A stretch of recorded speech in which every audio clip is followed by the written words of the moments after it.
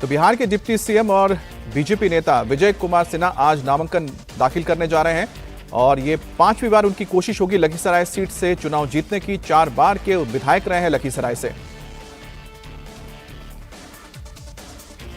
और Lakhisarai seat BJP का पारंपरिक गढ़ माना जाता है। इस सीट पर विजय सिन्हा की भी खासी पकड़ है। 2020 के विधानसभा में विजय कुमार सिन्हा ने 10,000 से ज्यादा के मार्जिन के साथ जीत हासिल की थी और उन्हें 38% से ज्यादा वोट मिले थे। 74,212 वोट मिले थे।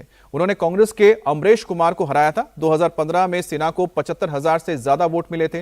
उन्होंने जेडीयू के उम्मीदवार रामानंद मंडल को 6,000 से ज्यादा वोटों से हराया था। इससे पहले 2010 में उन्हें 78,000 वोट मिले थे और 2005 के विधानसभा चुनाव में 27,000 के से ज्यादा वोट उन्हें मिले थे। लेकिन दोनों बार उन्होंने आरजेडी के उम्मीदवारों को हराकर इस सीट पर जीत हासिल की थी। और बीजेपी ने पहली लिस्ट में जिन 71 सीटों पर उम्मीदवारों के नामों की घोषणा की है उनमें कुछ खास भी है। पहले यह कि इस बार बीजेपी ऐसी कुछ सीटों पर चुनाव लड़ेगी जो अब तक जेडीयू के पास रही थी। मसलन तारापुर सीट। इस सीट पर जेडीयू के राजीव कुमार सिंह सिटिंग एमएलए हैं, लेकिन अब यह सीट बीजेपी के खाते में चली गई है और डिप्टी चीफ मिनिस्टर सम्राट चौधरी तारापुर से बीजेपी के उम्मीदवार होंगे।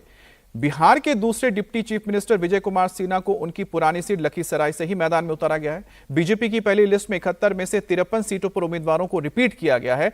इनमें से 48 मौजूदा विधायकों को फिर से मैदान में उतारा जा रहा है, जबकि 5 ऐसे उम्मीदवार होंगे जो पार्टी दोबारा जिन पर भरोसा जता रही है, जो पिछले इलेक्शन में थोड़े बहुत अंतर से चुनाव में हार गए थे, लेकिन इस बार उन्हें फिर से मौका दिया जा रहा है। बीजेपी ने 18 सीटों पर नए चेहरों को मौका दिया है। बीजेपी ने अपने 9 मौजूदा विधायकों के टिकट भी काटे हैं। इनमें मौजूदा विधानसभा अध्यक्ष नंदकिशोर यादव भी शामिल हैं।